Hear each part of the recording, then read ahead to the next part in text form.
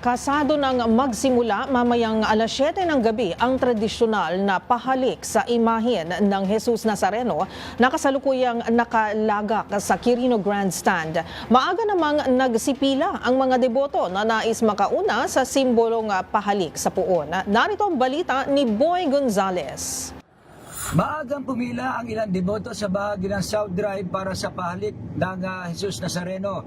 Ayon sa pamunuan, gaganapin ang nabanggit na aktibidad mamayang alas 7 ng gabi sa Quirino Grandstand.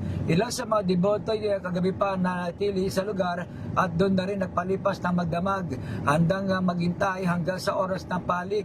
Ang mga pumila ay nagmula pa sa iba't ibang lungsod at karating lalawigan. Nakahanda na rin ang Quirino Grandstand para sa pahalik at sa mismong araw ng translation. Kaugnay nito, nakastambay na ang mga tauhan ng local government ng Manila Police District, MMDA at mga medical personnel para sa mga nakatakdang aktibidad lalo na sa paligid ng Quirino Grandstand. Para sa MBC TV Network News, ito si Boy Gonzales, una sa Pilipinas, una sa Pilipino.